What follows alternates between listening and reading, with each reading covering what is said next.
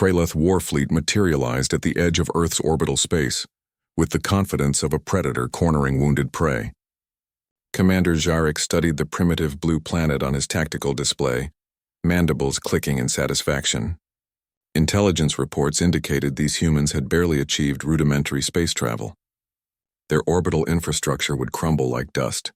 "Deploy the resonance device," Jarek ordered, his chitinous fingers dancing across holographic controls.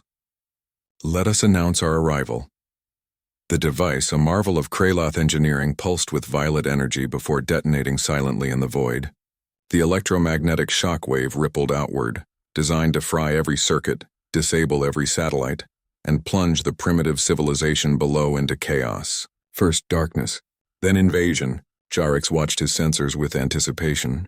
The wave struck Earth's orbital ring, and thousands of signatures blinked out instantly. Communications satellites, weather stations, GPS networks, all gone in a heartbeat. The humans would be blind now, confused, vulnerable, but then something unexpected happened. New signatures appeared, hundreds of them. Then thousands. "Commander," his tactical officer chittered nervously, "we're detecting massive energy readings. Multiple launch signatures from the surface. Sir, they're not military launches. They're coming from civilian sectors, agricultural zones, even residential areas." Jarek leaned forward, confusion rippling through his exoskeleton. "What are they launching?" The answer came moments later as the first wave reached orbit. They weren't missiles. They were satellites.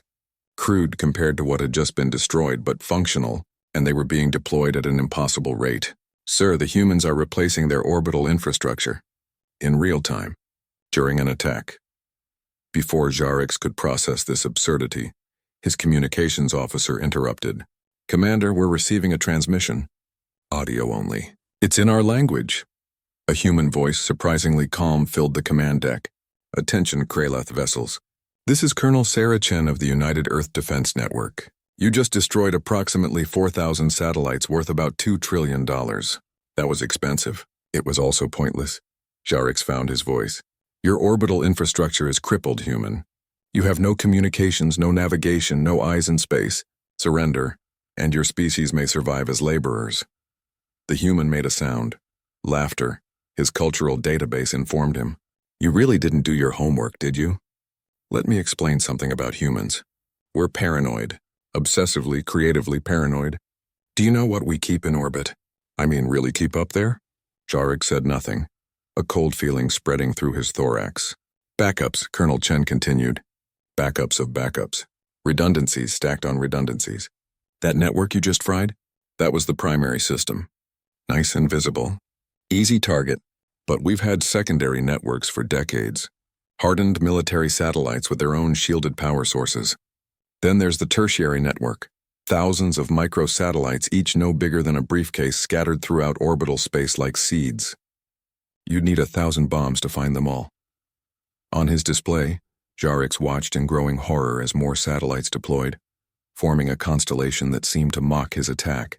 But Colonel Chen wasn't finished. "And that's just communications. Want to know what else we keep up here? 7 different orbital defense platforms, each one hidden, each one automated, each one capable of independent action. Oh, and they're all pointing at you right now. We built them after we detected your scout ships 2 years ago. Did you think we wouldn't notice?" "You're bluffing," Jarek managed, though his confidence wavered. "Our intelligence showed no such weapons. Your intelligence showed you what we wanted you to see. We're paranoid, remember? We've been preparing for this day since we looked up at the stars and realized we might not be alone. Every nation on Earth, every corporation, every space agency, they all built contingencies. Some official, some not. Do you know how many billionaires have private satellite networks? How many countries launched scientific platforms that are actually weapon systems?" The tactical officer's voice cracked with panic. "Commander, multiple targeting locks detected. Kinetic bombardment platforms are charging. Sir, they have tungsten rods aimed at our fleet. And something else. Nuclear-shaped charges positioned in our orbital path. They've been there for months, dormant, waiting." Jarek stared at his displays, watching as Earth's true orbital infrastructure revealed itself like a predator shedding camouflage. The humans hadn't just prepared for invasion. They'd turned their entire orbital space into a trap. "Here's the thing about humans." Colonel Chen's voice took on an edge. We plan for the worst and hope for the best. We make contingency plans for our contingency plans. We put backups in places we forget about just in case. Some call it wasteful. We call it survival. What do you want? Jarix asked, the question tasting like defeat. Turn around, leave. Tell whoever sent you that Earth isn't worth the trouble. Because if you don't, you're going to discover what else we keep in orbit. And trust me, you don't want that. We've got weapon systems up here that violate 3 different interstellar treaties we haven't even signed yet. Jarix looked at his tactical display one final time. Every ship in his fleet was painted with dozens of targeting solutions. The humans had hidden an entire military infrastructure in plain sight, camouflaged among civilian satellites and space junk. They'd planned for an attack before they even knew an enemy existed. Helm, he said quietly, reverse course, maximum speed. As the Kraloth fleet retreated, Jarix updated his species database with a new entry. Humans, approach with extreme caution. Assume everything is a weapon. Assume nothing is as it seems. Above all, never underestimate their paranoia. It may be their greatest evolutionary advantage. Behind them, Earth's orbital space continued its dance. Thousands of satellites spinning in the dark. A maze of redundancies, backups and hidden weapons, waiting patiently for the next threat, because humans always prepared for the worst. And in the cold void of space, that preparation made all the difference.